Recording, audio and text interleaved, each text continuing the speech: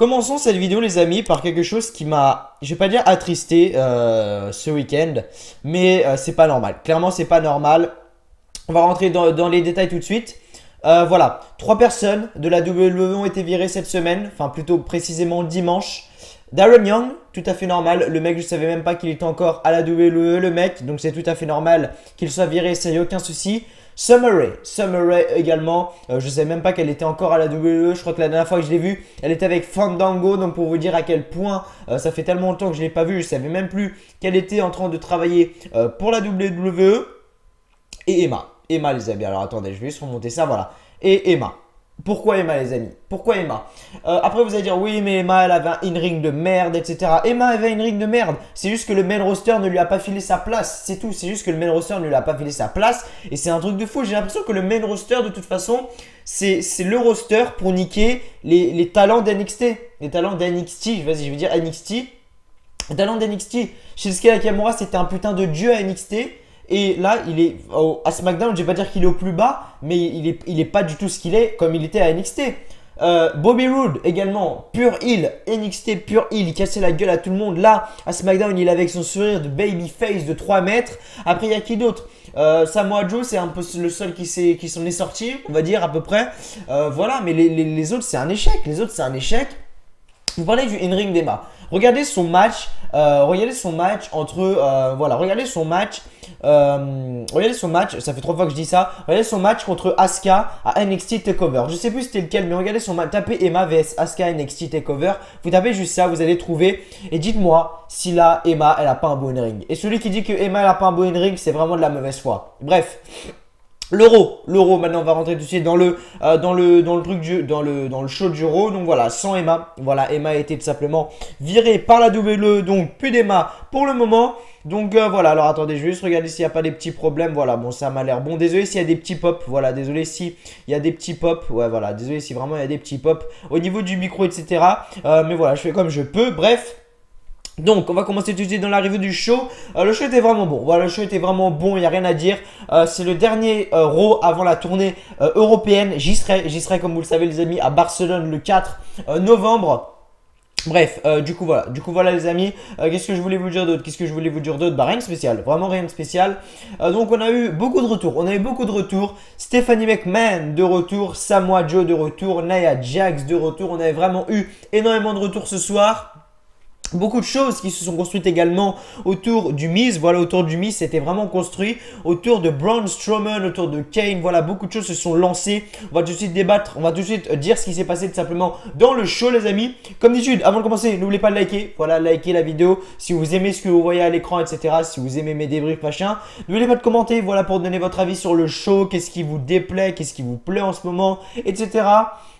N'hésitez pas à vous abonner également si vous ne l'avez toujours pas fait. Je vous en remercie. On monte à une vitesse. Je crois qu'en 2-3 jours, j'ai gagné plus de 30 abonnés. Donc ça fait extrêmement plaisir. Si vous voyez que j'ai ça, hein, voilà, si vous voyez que j'ai ça, c'est ce matin au travail. Je me suis coupé le doigt sans faire exprès. Enfin bref, voilà. Je n'ai pas rentré dans les détails. Donc si vous me voyez avec ça, je sais que des gens m'auront posé la question dans les commentaires. Donc je vous le dis, 2 minutes. Donc nous étions ce soir donc à Raw à Baltimore dans le Maryland. Dernier Raw avant la tournée européenne. J'ai hâte de voir ce que va être SmackDown ce soir parce que ça va être le dernier SmackDown avant la tournée européenne où je serai, donc j'espère que ce sera un putain de SmackDown pour bien rentrer dans la tournée européenne.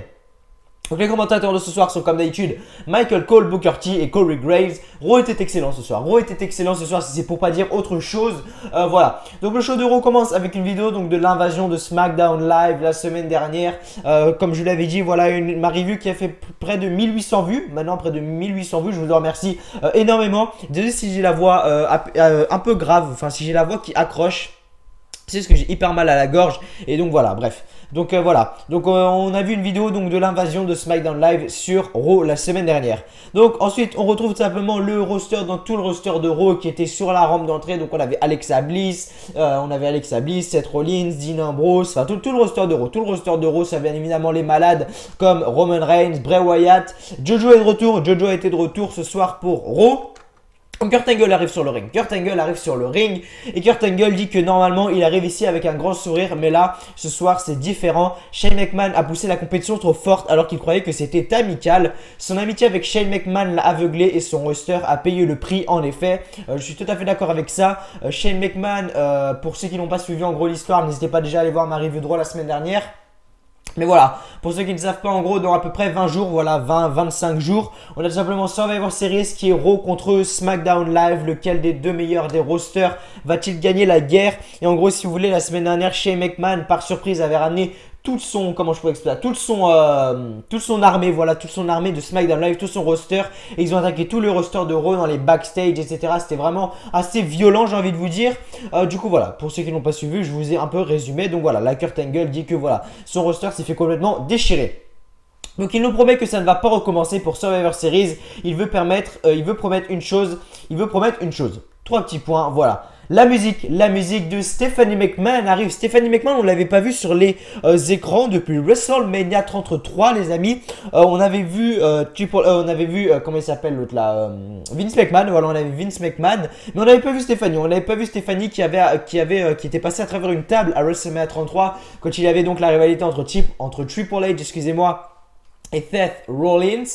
Du coup voilà, donc Stephanie McMahon elle arrive sur le ring tout simplement, et Stephanie dit qu'il faut ouvrir le show avec un bienvenu et non des excuses. Tout à fait normal de la part de Raw. Il faut avouer qu'on lui a manqué. Plutôt qu'aujourd'hui, on a annoncé que Raw va célébrer leurs 25 ans le 22 janvier 2018. Donc à mon avis, le 22 janvier 2018, ça va être vraiment quelque chose d'énorme. Le show qui a duré le plus long de l'histoire. Voilà. Le show qui a duré le plus long de l'histoire. Qu'est-ce qu'il raconte? Je sais pas. Bref, je sais pas. Donc Stephanie dit qu'elle est d'accord d'avoir Kurt Angle comme général manager, même avec l'histoire de son fils, qui est un total échec. On va pas se le cacher. Moi, je croyais que Jason Jordan, ça allait être le fils de Kurt Angle, et je croyais que le mec allait voir un push de malade. Là, à mon avis, si j'aurais cru comment ça serait passé, là, pour moi, il serait champion intercontinental, mais direct, mais direct là. Mais non, là, il est en feud avec Elias, en train de jeter des légumes sur Elias. Bref. On en était où déjà? Donc voilà. Kurt Angle montre l'exemple comme en remontant sur le ring avec le Shield à WWE TLC. Stephanie McMahon dit que c'est juste au moment que Kurt Angle a laissé Shane prendre le contrôle de Raw. Ça prend 20 ans, construire une réputation et en 30 secondes pour tout détruire. C'est ça qui est vrai. D'ailleurs, très belle phrase, car ça c'est vrai. Elle ne veut pas entendre ses excuses. Shane est manipulé même s'il semble gentil. Shane McMahon a humilié tout le monde ici pour lui. Une seule personne a ruiné 25 ans d'euros pour le transformer en honte, et c'est Kurt Angle. Voilà, en gros la promo se finit. En gros, Stephanie dit que voilà, ça va être le chef pour ça va être le capitaine pour les Survivor Series, mais si son équipe perd au Survivor Series, on changera de général manager, les amis. Voilà, en gros c'est ça. Ensuite, on a tout simplement Bayley qui fait son entrée. Voilà, Bayley qui fait son entrée. Ensuite, on a Alicia Fox. On nous avait annoncé que le match serait Bayley contre Alicia Fox, mais finalement, ce qui s'est passé, c'est que Alicia Fox est arrivée sur la rampe d'entrée, et elle a dit en gros quelle est la capitaine, mais Bayley doit l'écouter. En gros, Bayley le toutou quoi. Comme capitaine, elle doit prendre son rôle au sérieux, alors elle n'a pas le temps pour un combat contre elle. Au moins, elle lui a trouvé une adversaire. Et là, qui est de retour? Nia Jax est de retour. Nia Jax est de retour, les amis. Du coup, voilà. Du coup, on a Nia Jax contre Bayley. Un match qu'on a vu 50 000 fois. Hein, personnellement, Bayley, Nia Jax, j'en ai marre. On l'a vu 50 000 fois. Faites catcher Alicia Fox, capitaine ou pas capitaine. Faites-la catcher un minimum. Je rigolerais bien. Voir Nia Jax contre Alicia Fox. Je suis sûr qu'elle lui souleverait même pas le petit doigt. Bref, à la fin du combat, donc, Nia Jax termine la domination contre Bayley, parce que clairement, il n'y a pas eu de match. Hein. Nia Jax a vraiment explosé Bayley. Et Nia Jax avait pris des vacances. Enfin, c'était pas des vacances, c'était un espèce de repos, si je peux appeler ça. Et comment je pourrais expliquer ça? Et franchement, elle a eu raison. Je vais pas dire que j'aurais fait pareil, mais la meuf bat les women jour après jour, après semaine, après mois, après année. Et la meuf, à chaque fois qu'elle a un match pour le titre, elle le perd tout le temps. Que ça soit dans des matchs avec disqualification, que ça soit sans, que ça soit des fatal 4-way comme à WrestleMania 33, que ça soit Contre Alexa Bissaro, elle s'était fait disqualifier. Enfin, tout le temps elle perd. Tout le temps elle perd. Et ça me saoulerait qu'on me fasse gagner semaine après semaine après semaine et qu'on me fasse jamais gagner un titre. Merde, t'es le meilleur quoi. Enfin, fais gagner le titre. Au lieu de le laisser à Bliss qui sert à rien avec. Parce que je suis désolé, Alexa Bliss, ça ne sert à rien avec. Bref, à la fin du combat, donc Nia Jax termine avec un leg drop sur Bayley pour le compte de 3. Et ensuite, après le combat, donc Alicia Fox est toujours sur le stage. Voilà, elle a regardé tout le match sur la scène d'entrée tout simplement. Elle dit que Nia Jax est son premier choix pour son équipe de Raw. Donc voilà, c'est 5 membres. Et donc, on a tout simplement Alicia Fox et Nia Jax pour le moment. À voir comment ça va, ça va se passer. Donc ensuite, Nia Jax descend. Voilà, Nia Jax descend du ring et commence à rentrer sur l'arène. Mais à peine elle est sur la rampe d'entrée, la musique de Samoa Joe arrive. La musique de Samoa Joe arrive. Ils auraient pas pu attendre que Nia Jax sorte. Ils auraient pas pu attendre que Nia Jax sorte. Non, il faut que Samoa Joe arrive. Samoa Joe arrive, donc il passe devant Nia Jax. La foule mais gueulait. Joe, c'était magnifique. C'est pour ça que je pense que j'aime aussi Samoa Joe. C'est parce que quand il rentre, le public est tellement chaud. Voilà. Donc, de retour, Samoa Joe prend le micro. Samoa Joe prend le micro et dit que il semble qu'on s'est ennuyé sans lui. Voilà, c'est vrai. Samoa Joe a vraiment manqué à la division de Raw. Je vais pas vous le cacher que Samoa Joe a vraiment manqué à la division de Raw. Il était blessé. Je le rappelle, il était blessé.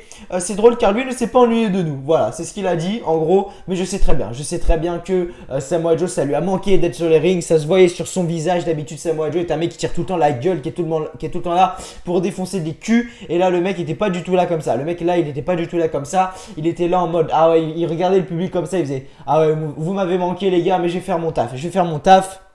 Donc ensuite il a dit que combien de personnes ici dans le monde l'a contacté sans retourner nos souhaits. En fait il va utiliser notre marque de respect pour battre les autres. Nous serons la raison de ces résultats. Ensuite on aura tout simplement Apollo Crews. Apollo Crews arrive. J'espère que ça va pas être une feud qui va durer éternellement entre Samoa Joe et Apollo Crews. J'espère que c'est juste pour un soir. Mais vu ce qui s'est passé à la fin, ça va durer plusieurs semaines. Donc voilà. Elias, Jason Jordan,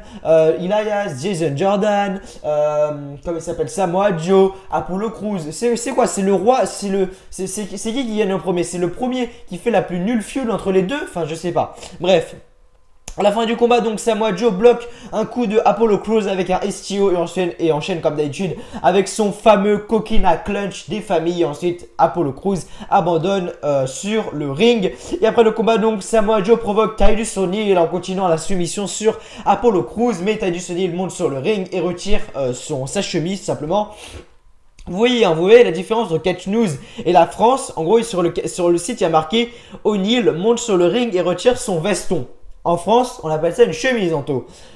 Donc ensuite, Joe lui fait signe que c'est ok et il allait partir, mais Titus O'Neil va s'assurer qu'Apollo Crews va bien. Et en gros, Samoa Joe le prend par derrière et fait un énorme cookie la clutch à Titus O'Neil. Ensuite, Samoa Joe se barre. Donc à mon avis, ça va continuer. Titus O'Neil va vouloir se venger, il va continuer à faire des matchs comme ça. Woo, Titus Worldwide. Voilà, ridicule. De toute façon, Titus O'Neil. Bref. De retour, le Miz est le premier et attend son adversaire surprise pour le match Intercontinental Championship. Ça a été annoncé plus tôt dans la soirée qu'on allait avoir un match pour le championnat intercontinental. Donc le Miz simplement attend son adversaire surprise et il faut s'avérer que c'est Matt Hardy. Qu'est-ce qu'il a encore là, Matt Hardy? Mais qu'est-ce qu'il fout là sérieusement, Matt Hardy? Pourquoi il n'est pas broken? Jeff est absent jusqu'à WrestleMania 34 et Matt Hardy n'est toujours pas broken. Faut qu'on m'explique sérieusement.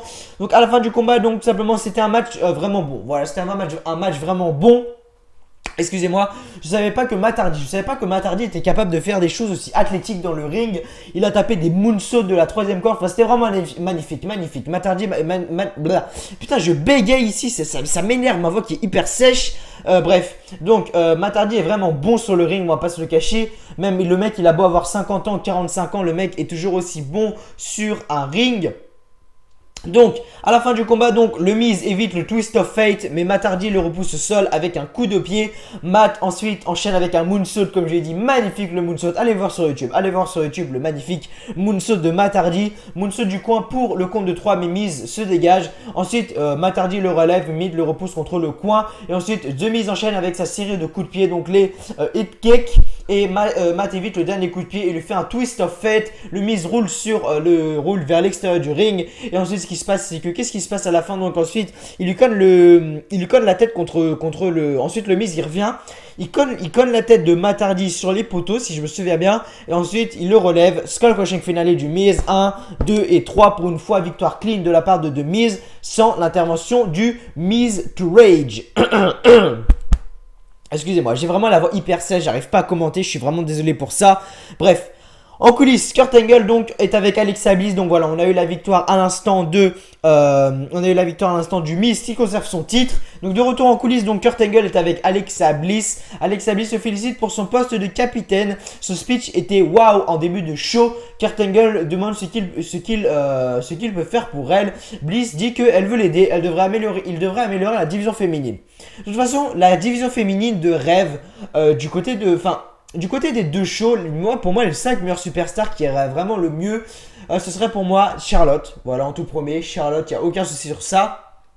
Alexa Bliss, Becky Lynch, Nia Jax et enfin Sasha Banks. Pour moi, c'est les 5 meilleurs women de la WWE actuellement. Je vais pas vous le cacher, même si Sasha Banks, on l'a même pas vu ce soir. On l'a même pas vu ce soir, Sasha Banks. Elle était peut-être en repos, excusez-moi, je sais pas. Mais on l'a même pas vu. Sasha Banks est en train de sombrer, excusez-moi, complètement. Je pense qu'après Survivor Series, il y aura un draft. Voilà, on devait avoir un draft après SummerSlam, mais je pense que finalement le draft aura lieu après Survivor Series. Et je pense que Sasha Banks va donc faire un aller vers SmackDown Live. Bref.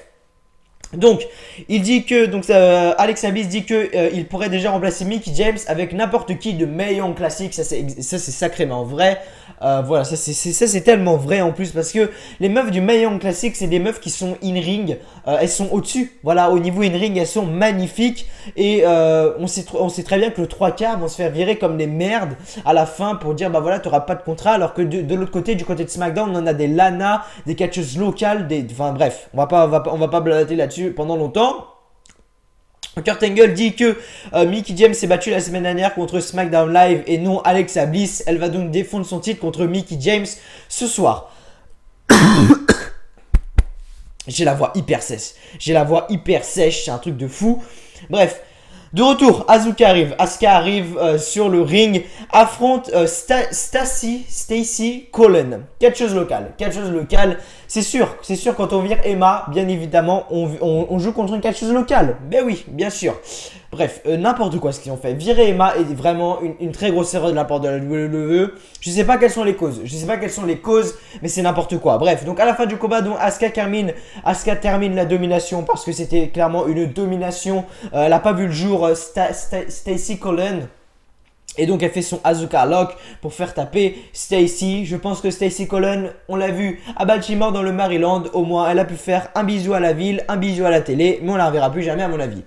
En coulisses donc, de retour, Kurt Angle commence à crier qu'ils sont ici. Ils voient finalement que Daniel Bryan est en solo. Voilà, tranquille, Daniel Bryan posé. Et Kurt Angle lui demande ce qu'il fait ici. Daniel Bryan est avec Kurt Angle et Daniel Bryan dit qu'il n'est pas ici pour terminer le boulot de Shane. Bryan dit qu'il est désolé pour ce soir et les gestes de Shane.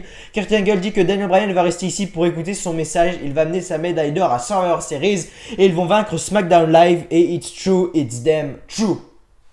Ensuite, on présente une vidéo sur Lesnar contre Jinder Mahal au Survivor Series. Complètement inintéressant ce match. Les deux mecs n'ont rien à faire ensemble, clairement. On a d'un côté Jinder Mahal, l'un des, voilà, je vais pas dire le plus grand champion indien de tous les temps, je pense. La personne qui rapporte des milliards de dollars à la WWE, mais ça, personne ne le voit. Tout le monde le critique, bien évidemment. Et on a Brock Lesnar d'un côté qui est à la WWE, excusez-moi, depuis au moins 10 ans. Bref, donc en retour, donc voilà, de retour, Daniel Bryan est toujours au téléphone. Voilà, il est au téléphone et à un moment la musique, la lumière du vestiaire se met en noir tout simplement. Et Daniel Bryan il est au téléphone encore, il commence à parler normal. Et à un moment, on commence à entendre des bruits bizarres. Daniel Bryan il se pose des questions mais il continue à être au téléphone. Et à un moment, on voit un gros mec derrière, Kane le prend, énorme chokeslam. On n'a pas vu la suite. Ensuite, on a tout simplement eu un match entre Finn Balor contre Cesaro accompagné de Sheamus. Cesaro, quand il parle, c'était vu qu'il a plus de dents, vu qu'il s'est cassé les dents à nos merci, rappelez-vous, il n'arrive plus à parler Cesaro, c'est tellement marrant. Donc à la fin du combat, donc Finn Balor se prépare pour son, comment il s'appelle ce coup spécial? Coup de grâce, voilà, il y avait marqué son finisher, mais c'est le coup de grâce.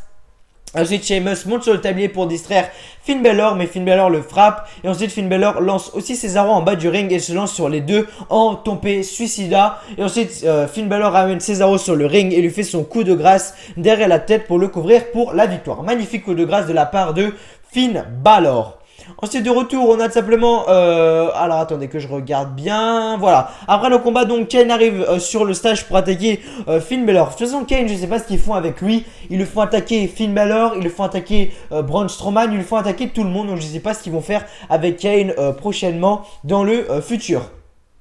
Donc Kane porte un coup de pied à Finn Balor et enchaîne avec son Top Stone Pile Driver sur le stage. Et ensuite Kane va sur le ring et voilà que la musique du Shield arrive. Donc voilà, car il va affronter Rollins. Voilà, Kane va affronter Seth Rollins. Donc on a eu tout simplement la musique du Shield qui a retenti des tribunes, excusez-moi.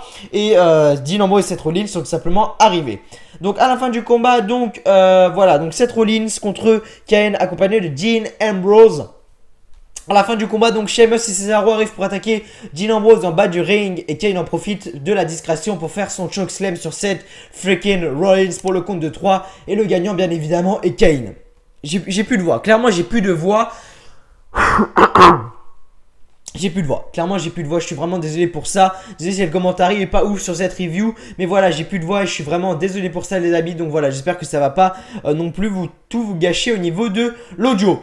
Après le combat, donc Kane relève Seth Rollins par le cou, mais Dean Ambrose monte sur le ring et frappe Kane pour enchaîner avec un Dirty Deeds. Et ensuite Kane se relève en mode Deadman et rattrape Dean Ambrose pour lui faire un nouveau tombstone. Je pense qu'en fait, si Kane fait autant de tombstone, je pense parce que Kane de base, son finisher c'est un chokeslam et je pense que si il fait autant de tombstone, c'est pour rendre hommage à l'Undertaker et pour nous montrer, enfin que c'est un signe en fait qu'il va se passer quelque chose de nouveau et quelque chose dont on ne s'y attend pas avec l'Undertaker. Je pense que ça va être ça, clairement, je pense que ça va être ça. Voilà. Après, de retour en coulisses, on voit Daniel Bryan qui est par terre avec une civière. Voilà, il est sur une civière, monsieur Daniel Bryan. Donc voilà. Ensuite, en coulisses, donc le Miz marche avec Bo Dallas et Kurt Axel. Miz dit que c'est le moment de débuter la célébration. Ils entrent dans la loge, mais de Miz n'aime pas l'odeur dans la pièce et Axel le trouve un sac d'ordures par terre. Miz dit qu'il est ici. Braun Strowman, voilà, Braun Strowman. Qu'est-ce que c'est cette storyline entre Braun Strowman et le camion de poubelle et les poubelles? Enfin, je comprends pas. Tout a débuté à comment il s'appelait le pay-per-view déjà? Merde, j'ai perdu le nom du dernier pay-per-view. TLC, voilà, TLC. Tout a débuté à TLC entre les histoires de poubelles, de machin. Enfin, des histoires complètement à chier d'ailleurs. Bref, on va pas blablater là-dessus. En gros, ils ouvrent le sac. The Miz dit, ah mon dieu, c'est Braun Strowman. Ah là là là là, c'est pas drôle. Bref, c'est le moment de passer en mode Halloween avec un combat thématique. Donc en gros, on voit des mecs de la WWE, donc du roster. Donc ça doit être des officiels ou je sais pas ce que c'est.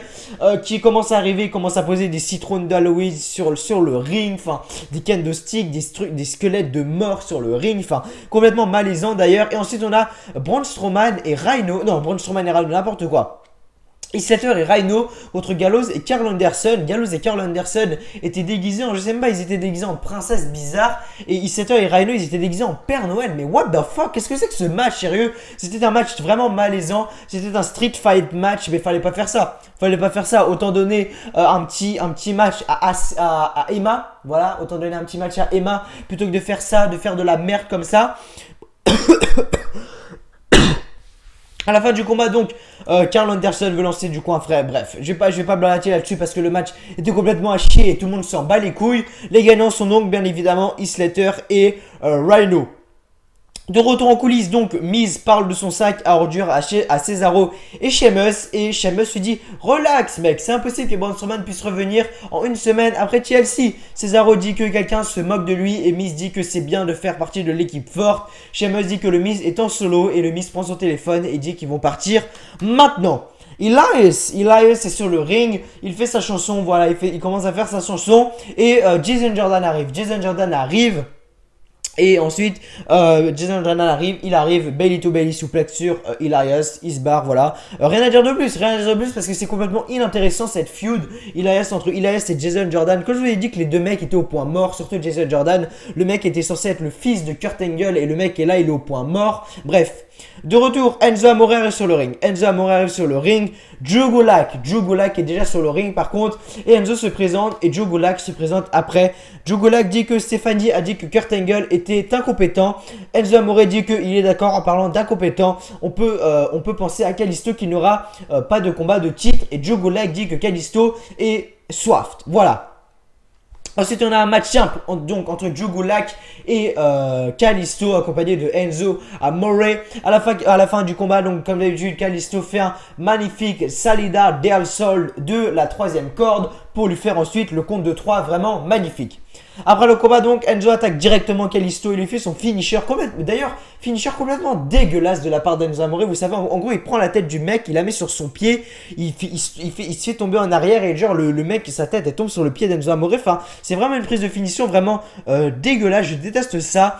De toute façon, voilà, c'est vraiment dégueulasse. De retour en coulisses, le Miz dit au Mr. Rush qu'ils étaient à quelques mètres de sortir. Ils doivent préparer le chauffeur car ils vont partir dès maintenant. À mon avis, The Miz a eu le message comme quoi Braun Strowman allait arriver. À la fin du combat, donc Donc ensuite, on a tout simplement dans le main event de la soirée Alexa Bliss contre Mickie James pour le championnat des Women's de WWE Raw. À la fin du combat, donc Mickie James fait un bridge à Alexa Bliss, mais elle résiste. Elle se dégage à 2 tout simplement. Mickie James discute avec l'arbitre sur le compte et Bliss en profite pour sonner Mickie James avec un coup de poing pour le compte de 3. Coup de poing dégueulasse de la part d'Alexa Bliss. Comment tu peux être KO d'un coup de poing comme ça? Elle l'a raté en plus. Elle a complètement botch son coup de poing en plus d'ailleurs. Elle a complètement botch son coup de poing, mais elle a réussi à sonner Mickie James. Je sais pas comment elle a fait. Donc voilà. Gagnante Alexa Bliss bien évidemment, et donc elle conserve son titre. Ensuite, qu'est-ce qui se passe, c'est qu'on a eu tout simplement la célébration de Alexa Bliss qui a duré vraiment hyper longtemps. Elle a duré au moins 5-10 minutes clairement. Et pendant ce temps-là, qu'est-ce qui se passait? On avait Alexa Bliss qui célébrait sur le ring, et sur le Titantron, on avait ça. On avait le Miz qui quitte l'arène avec le Miz Tourage. Il monte dans la limousine. Voilà, il monte dans la limousine, mais la limousine, donc le chauffeur freine hyper rapidement et un camion ordure bloque la route. Waouh, qui ne s'y attendait pas bien évidemment. Et voilà que le camion se vide, donc en gros il y a des sacs poubelles qui commencent à se barrer de partout. Braun Strowman sort et le Miz Tourage décide de partir à la course, mais Braun Strowman commence à les courser. Braun Strowman, il a beau faire, je sais pas combien de kilos, il fait peut-être 150 kilos le mec, mais il a une vitesse de malade, il court plus vite, je vais pas dire, non, j'abuse peut-être, mais il court vraiment très vite Braun Strowman. Donc voilà, le Miz Tourage arrive donc sur la rampe du ring, Braun Strowman sort des coulisses et Braun Strowman sonne Kurt Saxel et Bo Dallas. Kurt Saxel, si t'écoutes cette vidéo, mais je sais que tu l'écoutes pas, si t'écoutes cette vidéo, clairement, prends-toi un bon masseur qui va te masser le dos toute la journée, parce que vu ce que t'as pris dans la gueule ce soir, à mon avis, t'as dû souffrir. Donc Braun Strowman lance le Miz contre l'écran LED et prépare la table des commentateurs. Axel et Bo Dallas frappent Braun Strowman pour l'arrêter. Mais Braun Strowman les sonne encore, et ensuite Braun Strowman amène finalement le Miz sur le ring pour son running power slam, mais le Miz le repousse, excusez-moi, et prend la fuite. Braun Strowman attrape donc Kurt Saxel pour lui faire son running power slam, et la foule en demande encore un autre. Braun Strowman fait donc un deuxième running power slam, la foule en demande un autre et Braun Strowman possède encore. Il a fait au moins 5-6 running power slam sur Curtis Axel. Miz et Bo Dallas prennent la fuite en coulisses. Et Braun Strowman amène Kurt Saxel sur la rampe du ring. Il lui fait son running power slam à travers la table des commentateurs américains. Et le show se termine avec une célébration de Braun Strowman. Voilà. J'ai la voix. Quoi retenir de cette vidéo? À part que Emma a été virée. C'est une très grande chose, c'est une très grande perte. Et là, je pense que la WWE va le regretter vraiment très rapidement. Qu'est-ce qu'il faut retenir d'autre? J'ai eu la voix cassée pendant toute la vidéo, donc désolé si la vidéo n'est pas à la meilleure qualité possible au niveau de la voix, au niveau de l'audio, mais j'ai la voix complètement défoncée les amis, je suis vraiment désolé pour ça. Et ce qu'il faut retenir, c'est que Raw a vraiment été très bon, on avait vraiment de très bonnes choses, de très gros retours. Samoa Joe de retour, Stephanie McMahon de retour, Nia Jax de retour. Il faut vraiment retenir vraiment beaucoup de choses. La WWE donc a vraiment mis les petits plats dans les grands ce soir au niveau de WWE Raw. Du coup voilà, C'était WWE en français, j'espère que cette vidéo vous aura plu comme d'habitude. Avant de finir comme d'habitude, n'oubliez pas de liker, voilà, ça m'aide, ça me soutient et ça me fait extrêmement plaisir. Si vous êtes arrivé jusque là, n'oubliez pas de vous abonner si ce n'est pas déjà fait, si vous avez aimé le contenu de la vidéo tout simplement. N'hésitez pas également à me suivre sur les réseaux sociaux, voilà, Twitter, @WWE en français. N'hésitez pas également donc à être là demain, voilà, pour la review de SmackDown Live. Normalement, ça sera demain, je suis pas sûr, ça sera peut-être demain ou jeudi sûr, mais voilà, vous aurez tout simplement la review de SmackDown Live. Rendez-vous samedi pour la review de rendez-vous samedi pardon pour le deuxième épisode du Monde Univers sur WWE 2K18 et rendez-vous normalement lundi pour tout simplement la vidéo vlog du WWE Live Event à Barcelone où j'y serai bien évidemment. Voilà, donc c'était WWE en français. Moi je vous dis à la prochaine pour une nouvelle vidéo sur la chaîne. Voilà, comme d'habitude, avant de finir, n'oubliez pas de liker, de partager, de commenter, de vous abonner si ce n'est pas déjà fait. C'était WWE en français. Moi je vous dis à plus.